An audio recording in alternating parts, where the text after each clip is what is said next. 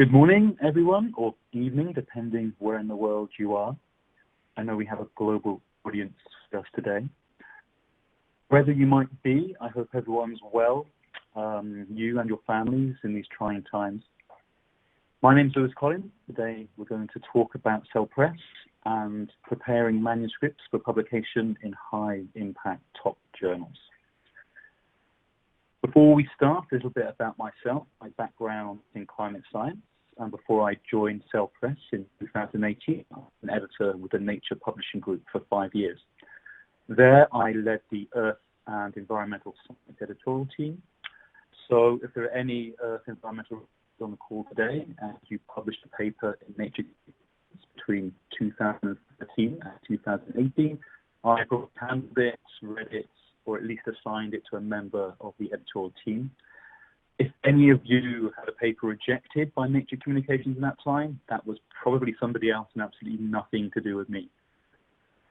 In 2018, I joined Cell Press as editor-in-chief, and I built the vision for and launched the Environmental Grand Challenges Journal 1.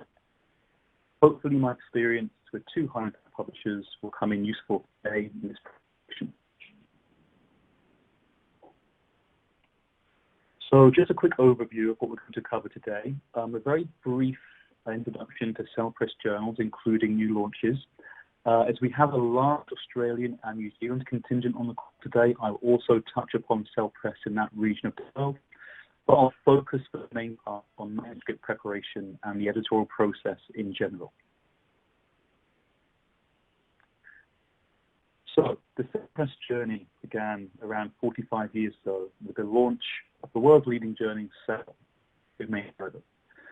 Today, we publish over 50 high-impact journals across the life, physical, earth, and health sciences. Our journals are led by dedicated teams of full-time editors, and our role is to help you publish the best paper possible as quickly and robustly as possible and communicate your research as broadly as possible. Like Nature journals, Cell Press journals tend to have a high editorial bar. This means we're looking to publish the most novel advances and significant findings. We're highly selective journals. We look to publish science that inspires. But we do have a variety of platforms across our portfolio, and we have close editorial relationships. So we hope to help you find the best home for your work, even if it isn't at the first journal you submitted your work to. We tend to have 2 types of main types of journal within the portfolio. We have our primary journals. These publish a selection of research, review articles, and opinion and discussion pieces. Many of these journals are leaders in their fields and are staffed by small teams of editors with academic backgrounds in a variety of disciplines. Our second type of journal are our review journals, our trend in portfolio. Again, across a number of disciplines, these journals primarily publish field-defining review articles and don't publish original research articles.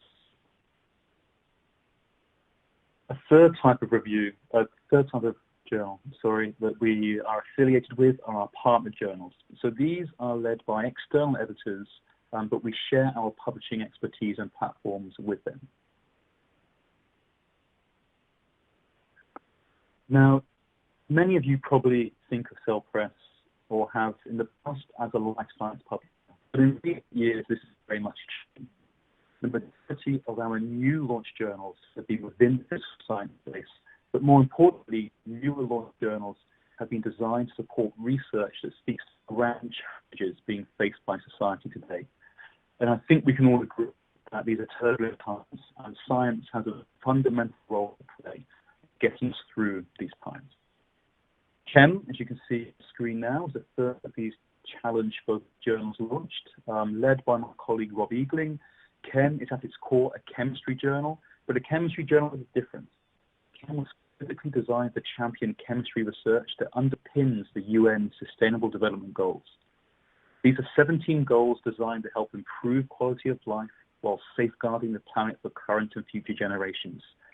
Chem categorizes all of its content into 10 of the 17 goals and has, over its 4-year history, promoted and published global challenge facing chemistry. Chem was swiftly followed by Joule, another challenge-focused journal designed to support insightful research contributing to the more sustainable energy systems. Joule is a very forward-looking journal, as illustrated by its context and scale supplements, which accompanies every article. This is designed to indicate the precise contribution the research in each paper is likely to offer for power to sustainable energy. Joule publications have been widely covered across the popular press, and it was recently the recipient of the PROS Award. The latest physical science journal launch is Matter. At its core, Matter is a material science journal, but again, it's looking to feature research on materials that will benefit society more broadly.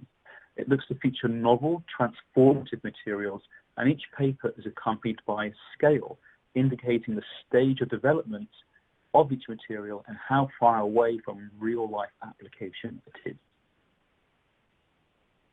We are also expanding our physical sciences journals into our trends portfolio, in this case, Trends in Chemistry. This journal seeks to uncover new frontiers in chemistry that will have significant impacts on many of the imposing challenges facing our world today. It's designed to keep students and leading scientists alike updated on the most pressing issues in their fields. But we're not only expanding physical sciences. One Earth, which in my admittedly biased opinion, the most exciting of the self-service, marks our first foray into Earth, environmental, and the social science space. One Earth is the ultimate challenge-based journal. We've intentionally decided not to focus on any one discipline. We face a number of environmental grand challenges today, and it will take collaboration across disciplines to successfully address these challenges. Rather than divide subject areas into siloed journals, such as climate change, geoscience, or sustainability, we wanted to create one platform to unite natural, social, and applied sciences and spark collaboration across these fields. We also feature artwork in our journal, as we believe art is a powerful communicator and we want to build collaborations between researchers and artists. And for every research article we publish, we offset 3 tons of carbon dioxide through our partnership with Gold Standard, now giving something back to the research community. So the new launches don't there. We've had a few more recent launches. We'll continue this challenge ethos. Med is our flagship health science journal, and partnered with Cell Reports Medicine, seeks to publish transformative evidence-based science across the clinical and translational research continuum. Patterns is a cross-disciplinary data-focused journal that champions the role big data can play in global challenges. And iScience is a broad-scope interdisciplinary journal celebrating collaborations across disciplines, much like One Earth seeks to do. Now, as promised, we do have a large Australian and New Zealand contingent on the call today, so I will quickly touch upon a few points in this region, and hopefully this will give an impression of the Cellpress portfolio in other regions as well. Since 2009, there's been a clear growth trend for research across the ANZ region, published in Cellpress journals. Over this time, we have seen a 93% increase in articles published in our journals. This here illustrates the research output within Cellpress in the greater APAC region, with Australia being the 3rd highest country in research output in Cellpress, following China and Japan. Overall, there have been nearly 1,800 papers published in just the Cellpress primary research journals from the ANZ region. Total citations for this group of papers exceeds 126,000 and counting, and the papers have a 75% international collaboration, which means researchers are well networked within the community. We take it some of the researchers in the region with the highest research output. We see representation from these individuals and institutions that we find root as a publishing a full portfolio of journals, including our newest launches, such as One Earth. One Earth has indeed benefits from several high-impact publications from this region, And I can say from my experience as an environmental scientist, the sustainability research in particular coming from this region is fantastic. Of course, publishing papers is nothing without readers, and I'm happy to note that there were more than 1 million full-text downloads from Cell Press journals in 2019 across this region. You'll see on the left some of the most downloaded established Cell Press titles in the life sciences, but when we also visit new launches, we're seeing great year-on-year expansion with a 97% increase in usage last year. Okay, with that introduction to the side, I'm going to move to the main focus of this presentation, which will be manuscript preparation. If you have any questions throughout this presentation, please feel free to enter them into the question from audience box on your screens, and I will try to answer as many of these as possible at the end of the talk. Before we dive in here, I feel I should manage expectations and make it clear there's no real silver bullet to publishing in high-impact journals. There's no secret to success, but there is a recipe for writing a paper that will help you navigate the publication process, and hopefully I can educate you to some of those today.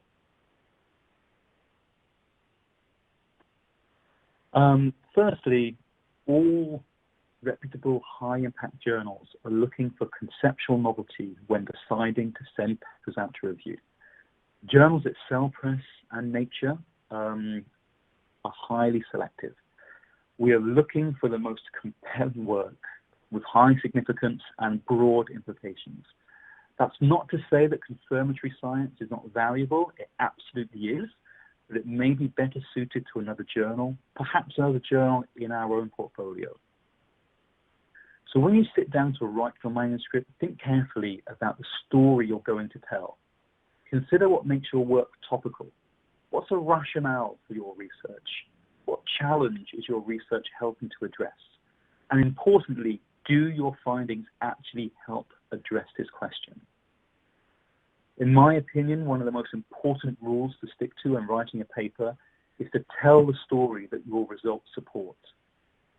Do not tell the story you wish they told.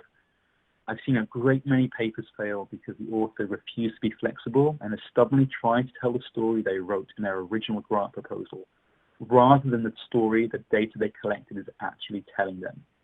I put myself in this category when I was writing my papers, and really, if you focus on the story your data tells, you're likely to have much more success in publishing your paper.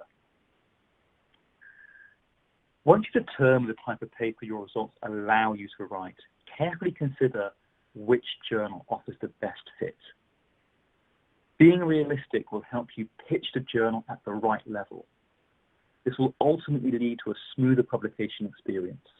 That's not to say you shouldn't be ambitious and shoot for the stars, just be realistic.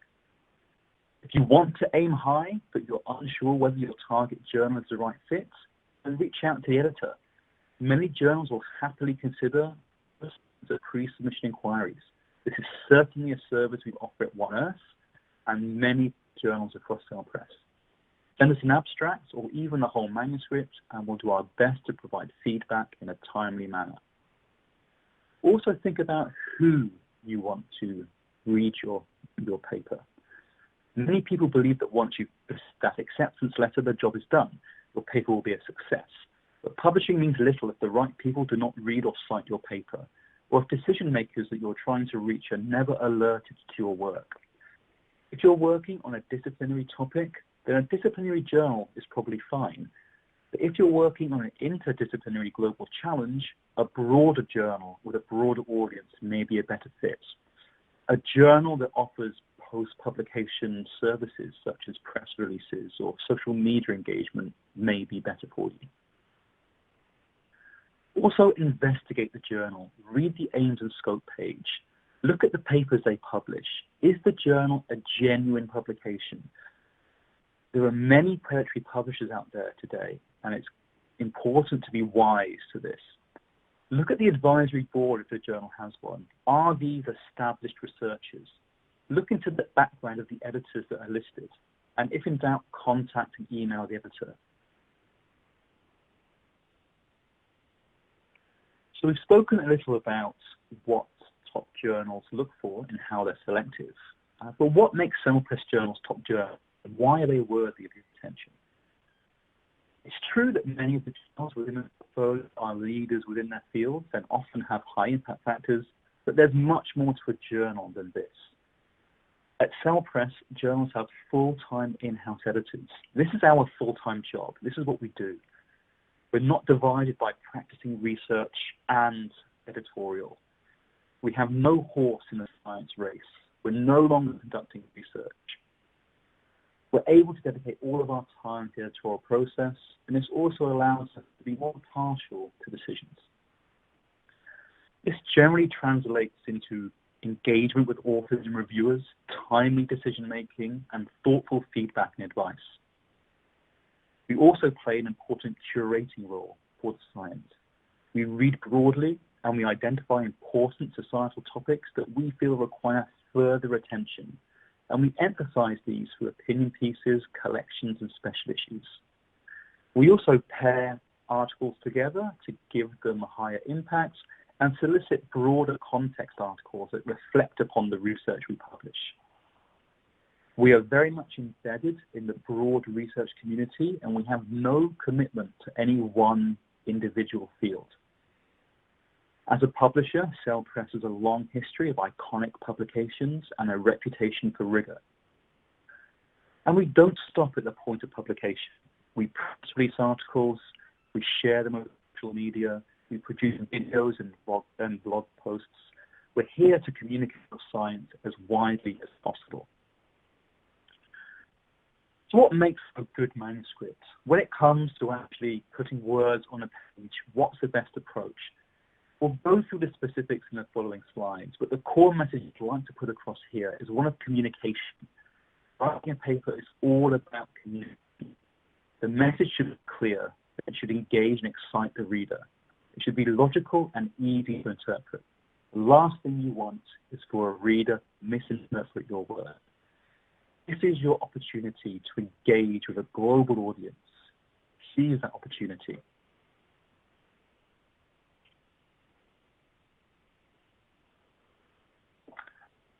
General points on manuscript writing, and again, we'll go through some of these in more detail in a moment. The title and abstract is very much the gateway to your paper. Journal websites will sometimes only show this information, and indexing sites often provide this information for free. So it's important to get these two elements right.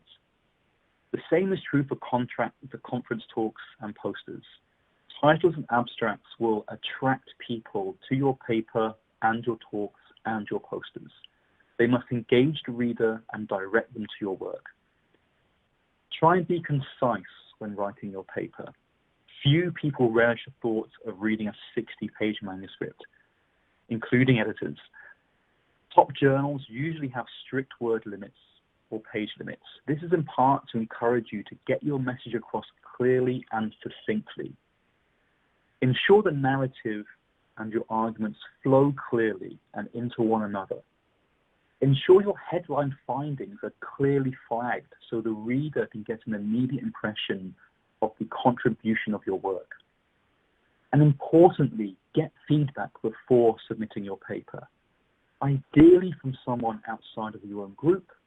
And if the manuscript is intended to have a broad reach, you should look for somebody outside your own field. If English is your second language, ask a native speaker to check the text. These are all useful points before submitting your paper. Cover letters are incredibly valuable. They shouldn't be ignored. And please don't just repeat your abstract. Believe it or not, the editor will read your abstract when they read your paper. We don't need to read it twice. The cover letter offers you an opportunity to pitch your paper, its broad relevance, and the conceptual novelty in a way and tone that you perhaps wouldn't use in the reviewable version of your manuscript.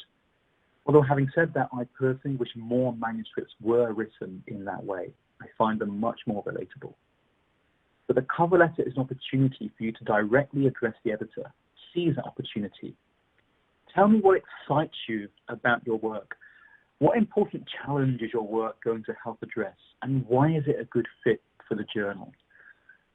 When we editors go and visit institutes, conferences, and departments, it's always great to hear how excited researchers are about their work.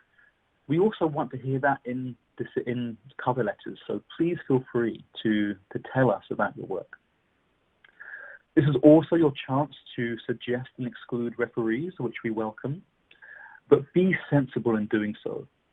Each recommended reviewer will always be vetted by the editor. We will look for past collaborations, and we will rule out potential reviewers who have collaborated with recently. It may come as a surprise, but we regularly have authors suggesting past supervisors, recent co-authors, office buddies as potential reviewers. I even once had someone suggest their wife as a potential reviewer. Now, I don't know whether this would have been a good or a bad review, but there's definitely a conflict of interest in that situation, and we look to avoid those as editors. The same is said for exclusions. We recognize that competition exists and that conflicts arise, both real conflicts and sometimes imagined conflicts. But be sensible when excluding reviewers. The following are two genuine exclusion requests I have received as an editor. Somebody once asked me to please excuse all Italians from reviewing this work. Needless to say, I sent that paper immediately to 5 Italians to review. Of course, I'm joking. Another request we received was to exclude from the reviewer pool any individual who has worked on this topic during the past 5 years. Again, this is not an exclusion request that we honor. Generally, we'll honor them, but be sensible. Competing lab, let us know. If there are some individuals who feel won't review your work objectively, again, let us know. And a cover letter also gives you the opportunity to identify any closely related manuscripts that are in press or under consideration elsewhere. This is something the editor will also check, and it's always best to be transparent with them up front. It is our policy as press and that of many other publishers that you provide these manuscripts at the point of submission. The editor may need to review them to determine novelty of the submitted work, and the reviewers may need them to evaluate perhaps your methods or extended approach to your work. So when it comes to actually preparing your manuscript, we've already touched upon how clear communication is key. You do not want the editor or the reviewer to misunderstand your paper. This may prevent it from being sent out to review entirely or result in a bad experience. So make sure it's clear, concise, and that the English is sound. We've also already touched upon how important titles are. An effective title should really attract the reader's attention. It should be specific and directly reflect the content of your manuscript, ideally the primary finding. It should be informative, concise, and involve technical jargon and abbreviations. And please try to avoid puns. I usually love a pun, but puns and plays on words are not usually translatable. Avoid it. And finally, no questions. Having a question as a title makes the work sound ambiguous. A potential reader wants to know what your article will tell them, not what it might tell them. Now, although exceptions to these rules can be made for shorter pieces that appear in our front half content in a journal, it is highly recommended that you follow these rules for research articles. If the title grabs the attention of the reader, the next thing they will check is the abstract. This should be a single paragraph that summarizes the problem, the method, the results, and the conclusions. Provide the broader context of your work. Identify the knowledge gap. Tell the reader how you went about filling that knowledge gap. Present your primary results and relate that result back to the broader context, explaining the implications. The abstract acts as an advertisement for your article. You want to make it as catchy and accurate as possible to have the greatest impact. Hook the reader's attention with your abstract. A clearly written abstract will strongly encourage the reader to read the rest of your paper. Write the abstract last so that it really does accurately reflect the content of your paper. And please resist the temptation to oversell your work. Let the science speak for itself. Papers that fail to live up to promises made in the abstract do not make a good impression on reviewers or editors. Moving on to the introduction, this should really be used to provide further context for your manuscript and to convince the reader why your work advances a field of study. Be concise in your introduction, but give the reader enough information to understand why the work is important. Generally, I recommend around 1,000 words for introduction. This section shouldn't be a history lesson, but you do need to introduce the main scientific publications on which your work is based. Demonstrate to the reader how your work fits within the existing literature. Once again, you want to provide the broader context of your work. When writing for a high-impact journal, you probably want to reach beyond your immediate field and give an indication of adjacent fields and the bigger problem. Identify the knowledge gap. The reader will appreciate your findings so much more if they see how they address an important gap. Identify the problem you are ultimately trying to resolve and show how existing solutions fall short. This will set the scene for your new approach, your new findings, and why they offer an advance. It can tend to reuse introductions from your previous work or similar studies, but please avoid this. Every paper and blog and work should be stated. Papers require a unique introduction every time. Moving on to the results section, this is where you describe the important results of the work.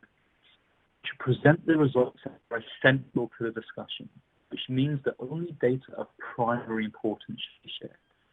Secondary importance data can be placed in the supplementary or supporting material section, but it should be supporting.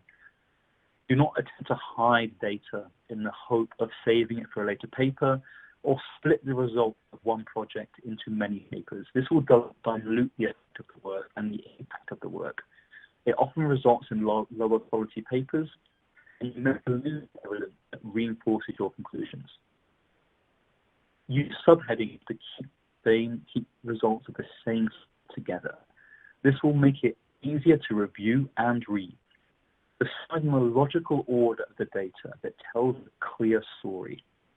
Highlight findings which further understanding in the field, or those that differ from previous findings, and explain unexpected results.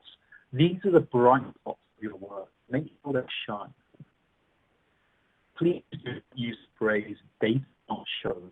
It should not point to a dead paper or point to an existing publication, then the point should not. Results are nothing without high quality figures and illustrations. Figures are a powerful addition to any paper. They are literally worth 1,000 words, and they communicate your findings in a visual way that's easier to digest. Their format should be consistent, they should be attractive, and they should clearly convey the data. Graphs should not appear crowded. Please do use color. Avoid the combination of red and green, as this is difficult for some readers, myself included, and can lead to a misinterpretation of data. An increasing red line next to an increasing green trend, they look identical to me. Also avoid low color schemes, as these emphasize certain points on the scale and will also be misleading. Make sure that you cite figures at the relevant point in the text. The amount of times that I've read a paper that has beautiful figures and are never cited, I've lost count of. Figures should also be accompanied by a brief title that's separate from its caption. The caption of a figure should really describe the figure. It should not necessarily interpret the figure. That should take place in the main text. And avoid referring to other figures in figure captions. Figures and their captions should be able to stand alone. So please repeat information if it's relevant to more than one figure. If you are reproducing a figure from elsewhere, or modifying a previously published figure, ensure you have the right to do this. This is only to ensure the point of acceptance, but it's good practice to ensure the original source is appropriately cited and the rights to publish have been obtained from the publisher. The discussion, the unique paper. I've received many papers that have beautiful data and fantastic results, but they fail to interpret the results. Many manuscripts are rejected because the discussion is weak. Make sure the discussion corresponds to and complements the results and feeds back to that knowledge gap you identified in the introduction. Compare other published results with your work and do not ignore work in disagreement with yours. Confront it and convince the reader that you are correct or better. Papers very, very rarely provide a definitive answer. If they did, science would be a dull affair. So acknowledge limitations, identify next steps, use your paper to inspire future work. Future work will cite your paper. Speculation in discussions is possible, but these should be grounded in fact rather than imagination. References are very important, but they typically contain a huge number of mistakes.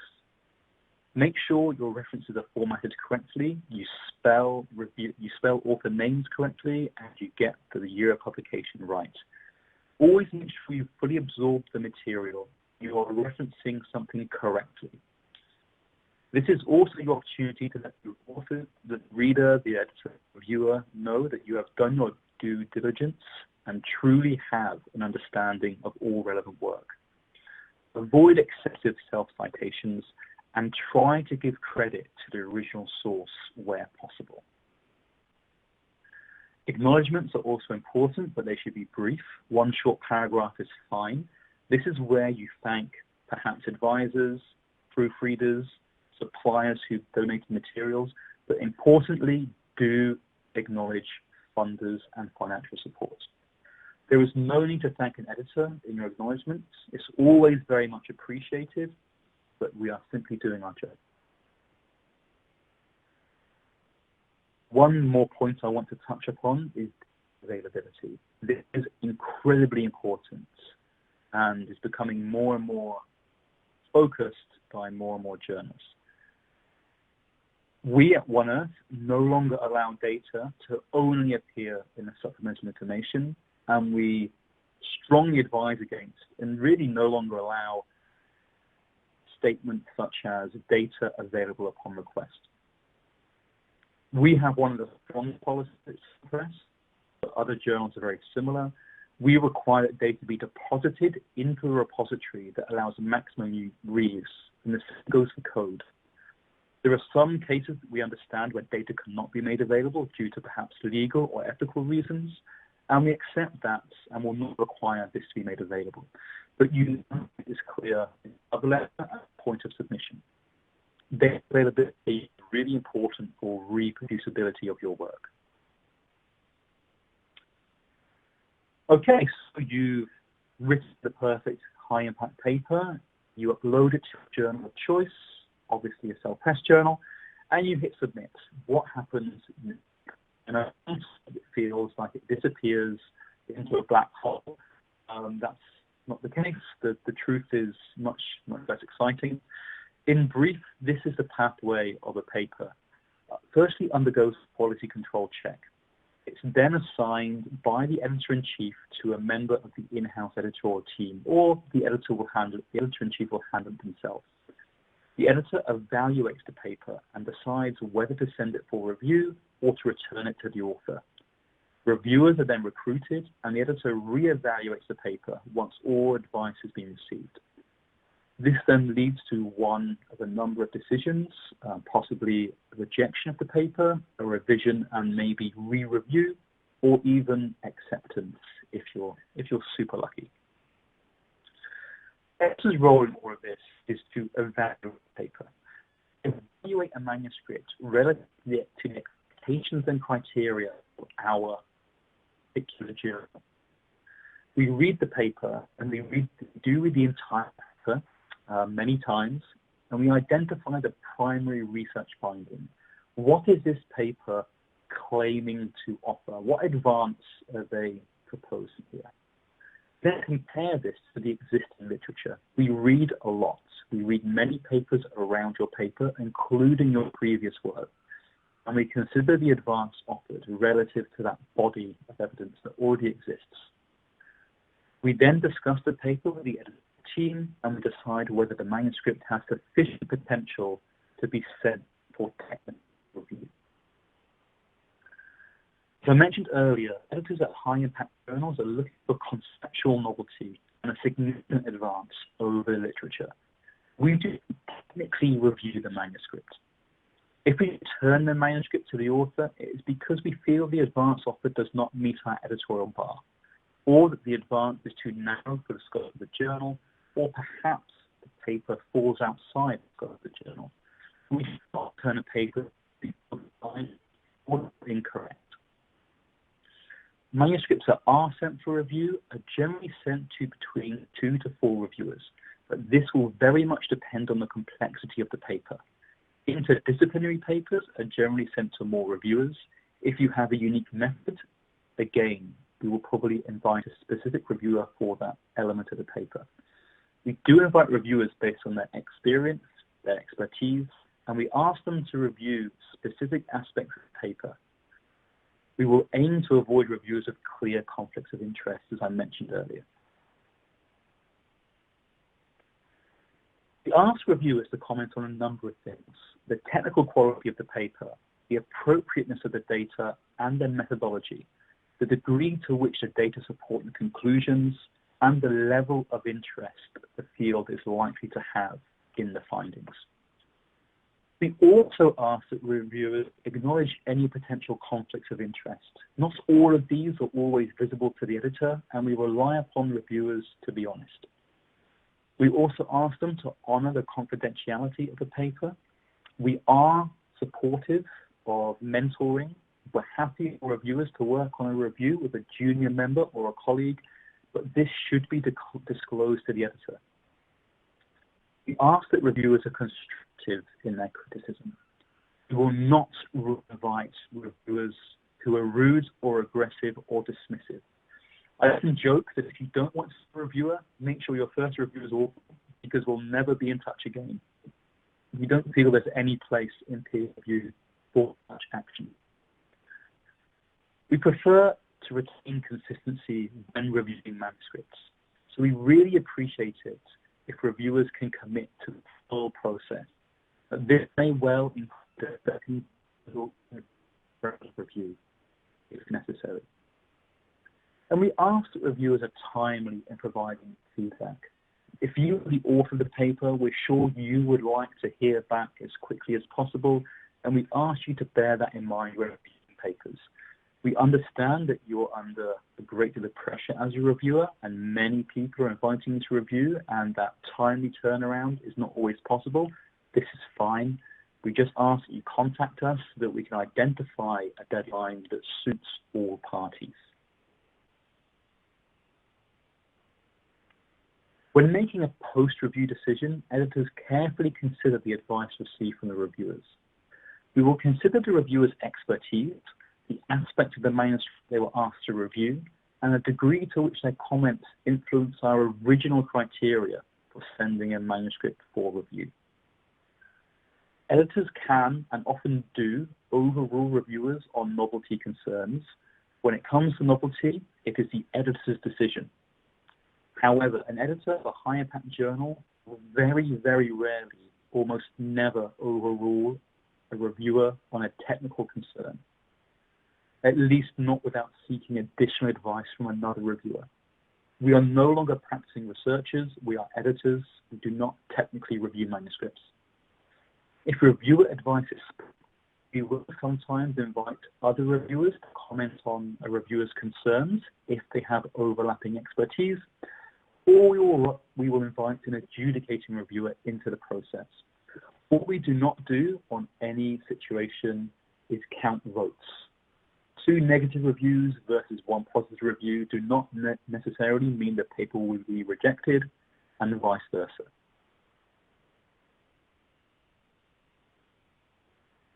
when it comes to post-review decisions, there are really 4 primary decisions. Unfortunately, at high-impact journals, very selective. Rejection tends to be quite high on this. These decisions will generally be made if the reviewers have spotted a fundamental technical flaw in the work that we feel cannot be resolved, or they bring to our attention an uncited reference missed by the editor that compromises the novelty or the significance of the advance of the paper. This is quite common. Major decisions are the papers where technical concerns are raised that are met but addressable. It is important that the manuscript in conceptual chief for us to consider a revised version, and we must be convinced that the concerns can be addressed in a timely manner. Now, it depends and situation dependent. At the moment, for example, during the COVID-19 pandemic, we are understanding that it may take longer to revise papers than it normally would previously. If the paper needs some additional discussion, reframing, or minor data to be added, this is what would constitute a minor revision decision. In this instance, we would likely reject the current revised version. Finally, if everything is perfect after the first round of review and no concerns have been raised, we might accept the paper for publication, but this rarely happens after 1 round of review. Most manuscripts, in my experience, require at least 2 rounds of review. This is particularly true for interdisciplinary papers.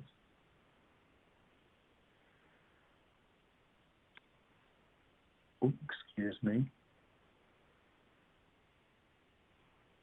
Having trouble with slides. When you're revising your paper, please take all of the into account. If the reviewers have requested extra data collection, model simulations, statistical analyses, for example, I would always encourage you to perform the additional work rather than trying to argue your way around the requests. These requests will almost always certainly strengthen the final manuscript, and you are far more likely to convince the reviewer. Alongside the manuscript, will be required to submit point-by-point response, where you describe how you've addressed each concern raised, what data has been added, how the manuscript has been revised. If you genuinely cannot address a specific point raised by the reviewers, then please explain why. Perhaps it wasn't experimentally feasible. Perhaps there's been a misunderstanding by the reviewer. This does happen, but you should not ignore the criticism. In the vast majority of cases, these are designed to improve the paper. Please also bear in mind that point-by-point responses will be seen again by at least one of the reviewers, if not all. I therefore cannot stress enough that you should use professional language. Unless they choose to reveal their identity, reviewers are protected by anonymity. They cannot really be bullied into submission, and they've also given up their time to review your work, so please treat them with respect. Finally, the fact that they are reviewing your work means that they are professionally fairly close to you. They may be responsible for assessing grants, inviting you to conferences, or even collaborating with you in the future. So it's in everybody's best interest to end the peer review process on amicable terms. If you do submit a point-by-point response that the editor feels is inappropriate, we will return it to you for revision.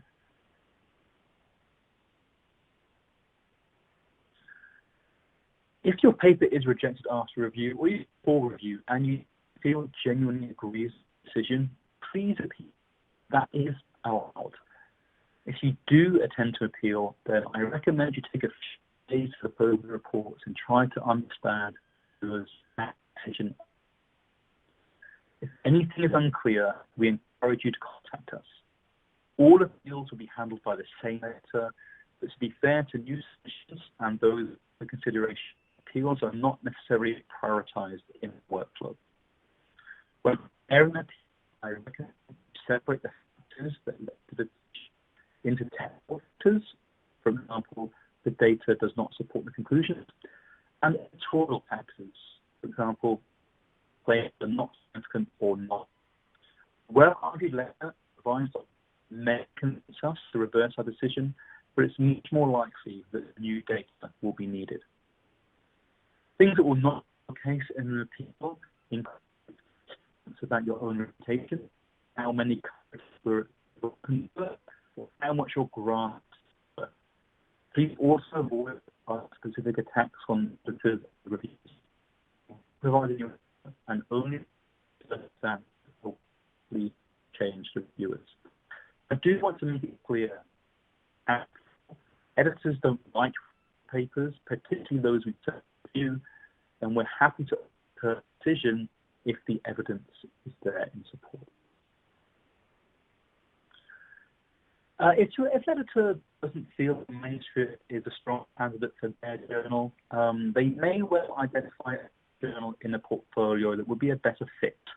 This will also often be communicated in the decision letter. You will find the best home possible for your work. So if you receive such a submission, please take it seriously.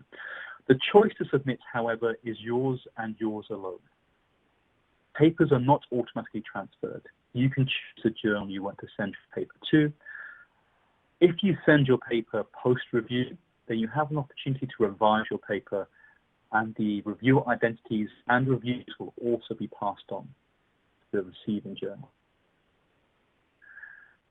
Finally, after acceptance, we still need to perform some tasks on your paper. It's definitely a moment for celebration, but we need to get your paper in shipshape condition to be read by the community.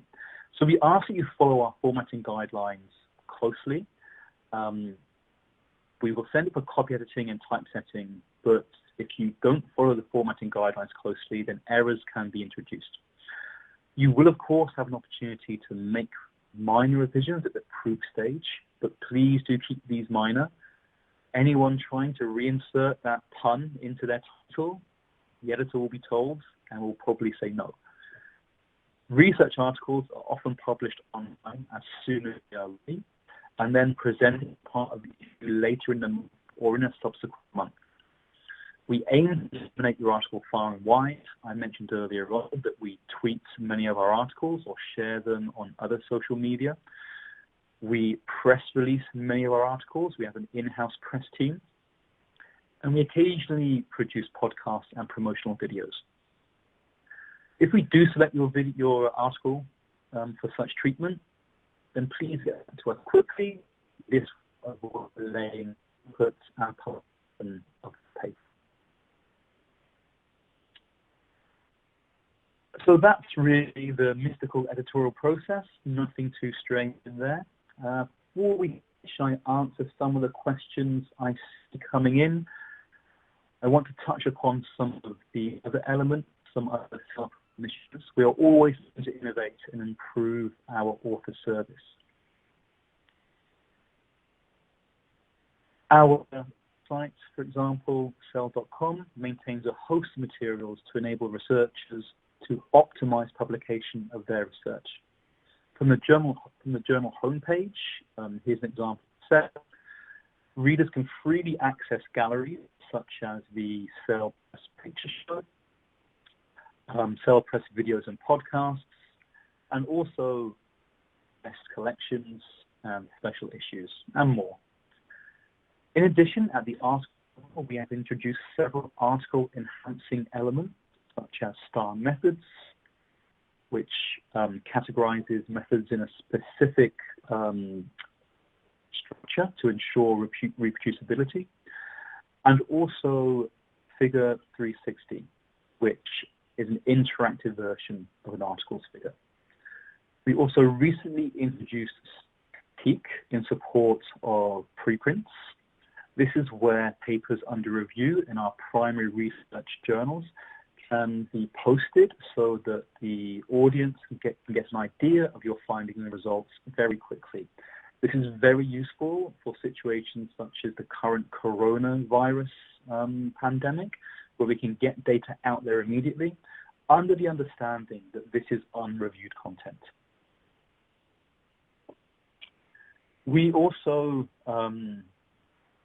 encourage collaboration between researchers. As trained researchers ourselves, we understand the benefits and the necessity for this, particularly at One Earth, as I mentioned earlier.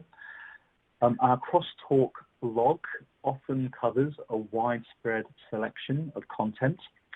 We host a number of symposia each year. These are conferences where editors curate the short, compact programs and invite high-profile researchers from around the world. We also host lab links. These are free one-day events throughout the world where we seek to bring together researchers same region to discuss overlapping research. And also webinars such as this one, but also many other topics are often introduced throughout the year. Finally, I'd like to just spend a moment to draw your attention to some of our resource centers. We put these together relatively infrequently, but throughout the year, to feature free access to content that can help tackle global challenges. These are usually put together in partnership with our partner publishers. Here are two examples. Firstly, our current coronavirus resource center, and another that covers the Sustainable Development Goals. These are both incredibly important global challenges, and we want our most to support these initiatives. So that pretty much wraps up the talk for today. I'll move on to questions. For information, please do visit dialog.com. If you'd like to learn more about One Earth in particular, please visit the One Earth website. Feel free to contact me personally or one of our other editors. If you'd like access to press conference, please feel free to recommend to your librarians. One Earth is currently free to access to all. We are currently in our promotional period, but this will end in September. So on that note, I'd just like to thank everybody for tuning in today. I hope you found this helpful. Lots of questions have come in during the talk. I'll think through these in the time that remains. Apologies in advance if I don't get to your question. We will try to follow up at a later date with any questions. We may group these to make them easier to respond to, but we will try to follow up. So if you just bear with me, I shall look through the questions and see what I can answer. Okay, here's a very common one. What are the chances of acceptance of a revised manuscript? Now, very article dependent. As I mentioned earlier on, it will depend on the degree and the nature of the revisions required. If we've made a major revisions decision and we've invited to resubmit, then there's a chance that it will be accepted. And we will not provide resubmission if we do not feel there is a chance that we would accept your paper. But the editor will or should make it very clear in a decision letter the grounds for re-review or acceptance. If you feel that those suggestions, that those requirements are unreasonable, and your paper still very significant novelty in the absence of those revisions, then please do get in touch so we can discuss what will need to be done to ensure we accept your paper. But it is very much page dependent. Here's another. I have one review article on COVID-19. Which journal should I approach and sell press? Another very good question. So each journal has its own unique scope and aims and objectives, but many also overlap, particularly on large topics like COVID-19. So this will very much depend on the aspect of COVID-19 the review is trying to cover. If, for example, it's covering a very clear immunity angle, then our journal Immunity is probably a good location to try. If it's looking at the relationship between COVID-19 and sustainability, then One Earth could be a very viable destination. My recommendation would always be to go and check the journal's aims and scope page, and if in doubt, reach out to the editor and ask them, We're quite happy to receive pre-submission inquiries, and we'll get back to you as soon as we can.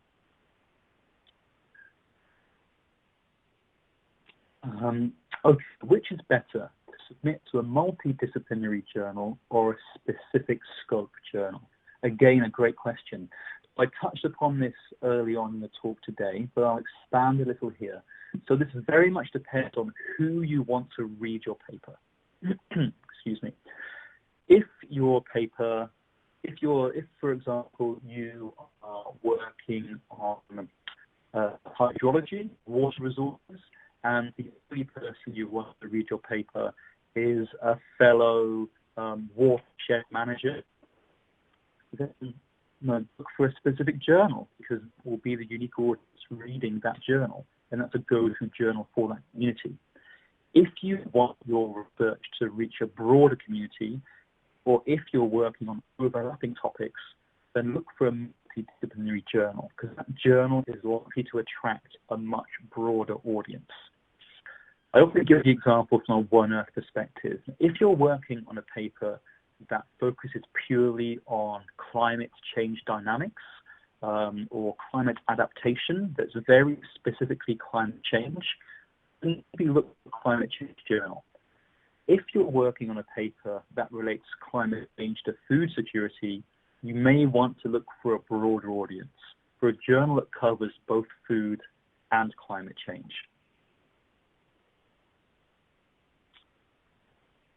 Does Cellpress provide a platform indicating to which journals a manuscript may fit, based on the title, abstract, and keywords? No, to my knowledge, we do not have such a service. We are very dependent on authors reaching out and contacting us. We do try to provide as much information on our aims and scope pages to inform potential authors exactly the types of topics a journal is likely to cover. As I mentioned earlier, I also recommend taking a look at the journal content, seeing what they've published recently. That will give you an idea if it's a good fit for the journal or not.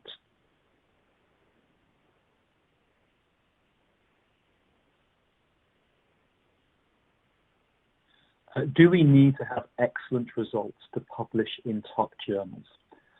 This is a very good question. The answer isn't that clear, I would say. Your results have to have important implications to be published in a top journal. Your science needs to be robust and clear, and your results need to be more and very true. It needs to really be appropriate to the question. If those are there checked, then you will have a chance at a high impact journal. So it's all about the implications, the findings, rather than the results themselves. If the paper has been rejected, the editor can we modify it and resubmit after some months? Yes. So we tend to recommend a prompt turnaround time for your article. This is mainly to ensure a compromising article hasn't been published in a period. The editor will always check the literature when re-evaluating a resubmitted manuscript. So if a paper on the same topic with the same conclusions has been submitted in between our decision and your revision, then we may decline publication because there is no longer novelty in that paper. It is therefore important that you, the author, always tabs on the emerging literature. Don't think that once you've submitted your paper for the first time, you can ignore what else is coming out. Please factor in new papers into your work as you revise it. In terms of the turnaround time, if you feel it's going to take you many months to revise your paper, please get in touch and let us know. We recognize that some experiments take longer, particularly in the earth science community. You may need to go back to more samples, or you may need to run very computationally demanding computing experiments. So we understand that it can take time to revise a paper. So just let us know how long you think it will take, and we can come to some kind of understanding. If the included submission of revised manuscripts within 2 weeks of that publication. So trying to think of an example here at Self-Press where this is the case. We normally ask for a prompt turnaround when we have accepted your paper in principle. So once we're at the position where we feel, you know, this is a great accounting paper, all of the reviewers are happy with it, the authors have fixed everything, they've responded to the claims, there are no longer any concerns, that's when we make what is called a pre-accept decision. And in this situation, we will ask you to return it within 2 weeks. Now, this is again mainly so that we can get your paper out there as soon as possible and we can ensure it retains novelty. But again, we understand you may not be able to return that within 2 weeks. You may have other commitments. You may, at the moment, have young children running around your house while you're trying to do your work. So 2 weeks is not an absolute deadline. It's more of an encouragement. Getting it in within that time frame, or rather submitting it after that time frame, will not compromise publication. How many journals of self-press publications relate to plant science? Great question. So there are a few, actually. One Earth, in particular, we will consider papers on plant science, so long as the implications of the paper relate to a grand environmental challenge. We have a review article, Trends in Ecology and Evolution, which will also cover review aspects on plant science. Biology, one of our partner journals, will also cover topics in this area. Are authors charged separately for article promotion services? No, is the immediate answer to that. Very straightforward. Article promotion services, which include press releases, social media engagement, videos, podcasts, there's no charge for these. But we do only apply these to selective articles. These are generally reserved, at least in terms of press releases, videos, and podcasts. These are generally reserved for the articles that we feel will have a particularly broad reach in the community. Social media promotion, we tend to apply to the majority of the papers we publish. How long is it reasonable to wait to ask the editor about the progress of a submitted manuscript if I feel the process is taking too long? A very good question. So most journals have target turnaround times where we try to get back to the author as quickly as possible. We recognize that one of the primary requirements of an author is speed. People want their papers assessed quickly. We will certainly try to do, well, we will certainly always try to do this, and we definitely try to assess papers that we feel maybe don't quite make our editorial bar very quickly. So we try to reject papers that we feel are better suited to another journal within a few days to make sure that you can submit it elsewhere without delay. Generally, we aim for 7 days, 5 to 7 days for a paper, whether we're deciding to send it out to review or to return it to authors. I think a more realistic turnaround time for many journals is 10 days. If it's longer than 10 days, then I would reach out to the editor and ask them if your paper is close to a decision being made.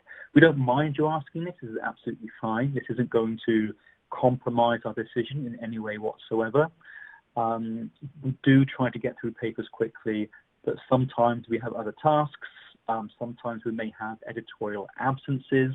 There are times of the year where we have a high number of submissions, so we can't always meet those target turnaround times. But please feel free, I would say, after a week to 10 days to reach out to us and just inquire. Anything longer than 2 weeks, then yes, definitely reach out. And anything longer than 1 month, I would say, is unacceptable. So that would be my advice in that situation. How long does it take to get the paper published after acceptance in One Earth? Good question. So we tend to have quite standard publication times between the point of accept and the point of publication. So the process that goes on between these two periods are the copy editing and the typesetting. So as soon as I accept your paper, the paper is sent to our copy editors, and they copy edit the paper and go through it thoroughly. It's then sent to our typesetters, and they make the paper look attractive. They format it into its columns. They add the branding. They make it look very nice. And then once that's complete, it is scheduled for publication. Now, this generally takes between 2 to 4 weeks. We can fast track some papers, so closer to the 2-week mark, but 4 weeks is more likely from that point of acceptance to publication.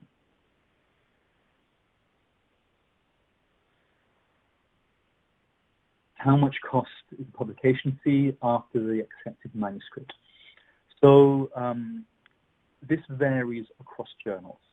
So the majority of journals at CellPress are what we call subscription-based journals. So there is no fee to publish your paper. You publish your paper for free, but it can only be accessed via a subscription.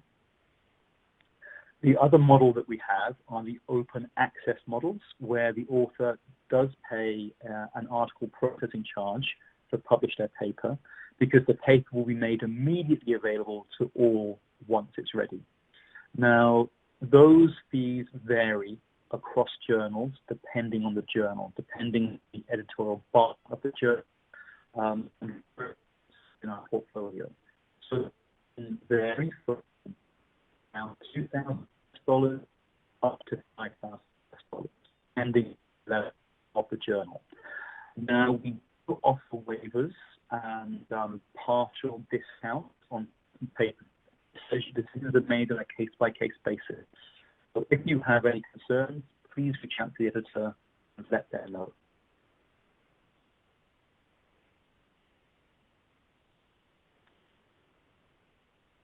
I'm just searching for a question I haven't partly answered. Just bear with me.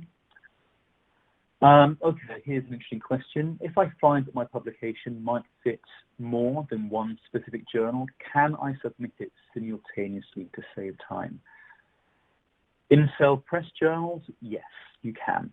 But this, I believe, is very unique to our portfolio. So we do allow simultaneous submission to two journals. And the way that we handle this is editors at each journal look at the paper, we discuss the paper, and we decide which journal should send the paper for review if both journals are interested in that paper. We agree with the reviewers, and then one journal will handle that review process. At the end of the review process, we may have a clearer indication based on the reviews which journal this paper better fits.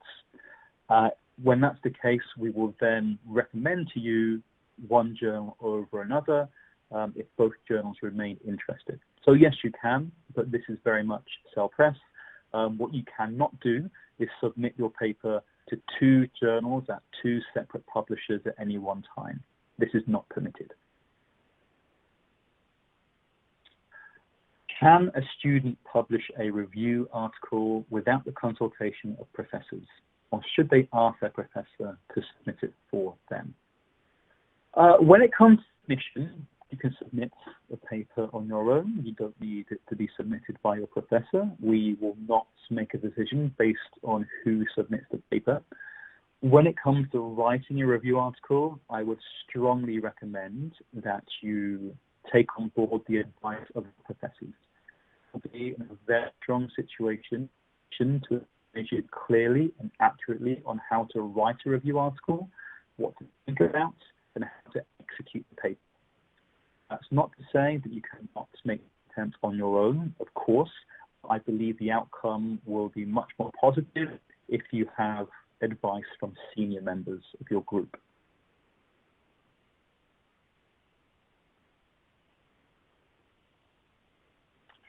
What do you think about uploading your manuscript to general preprint websites?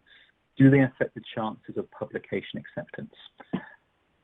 I, and the whole, are very supportive of preprint. We see this as a fantastic way to get your results out there as early as possible, and the audience to read and learn from your research for the paper or while the paper is undergoing peer review. Now, it's very important to acknowledge that papers posted on preprint servers have not been peer reviewed, and so the results and data have not been validated by peers. But this will not jeopardize your possibility of submitting the paper, and I would encourage having the paper accepted, and I would encourage preprint posting. I mentioned at the end of the talk that we do have a service called SneakPeek, where we will post your paper on our SneakPeek page, so that anybody can look at your paper while it's being reviewed or evaluated at the journal. We tend to offer this once the paper has been sent out for technical review.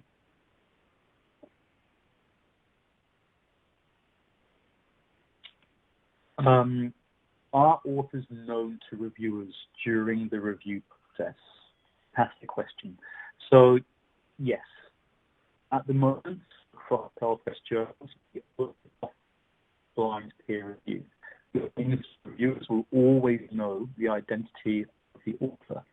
But this is a very timely question, because very soon, in a matter of weeks, one of our sister journals will be trialing a double-blind peer review process, where authors will be blinded to the reviewers. You will be able to select this at submission. A few important points regarding double-blind peer review. It's important that when you prepare your manuscripts, you make sure it really is blinded to the reviewer. Make sure you don't include an author list. Include the author list, the author contributions, and acknowledgments in a separate cover letter, but not in your paper. Make sure you don't refer to your own work in the paper. Quite often, I read a paper that wants to be double-blind in my old position in major communications, where the author would choose double-blind and then in their first sentence say, in our previous work, we showed this. Immediately, the double-blind is reversed. So pay attention to preparing your paper if, when we do begin to offer this option, you decide to choose it.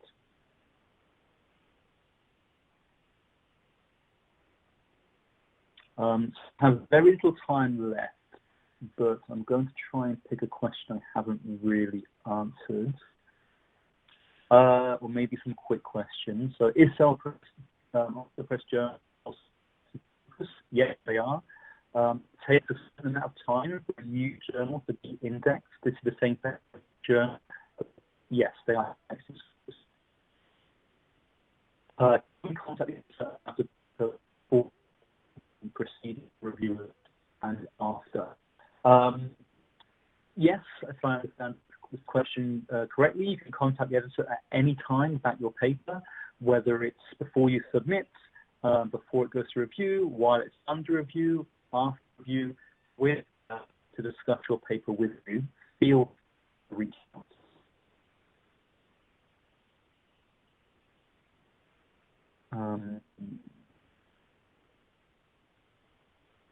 What more question maybe? Please speak about plagiarism and inform free sites about it. Well, unfortunately, that would be a very long. I'll try to quickly touch upon it. So plagiarism, very bad. Don't copy existing work. Everything should be unique to your own work.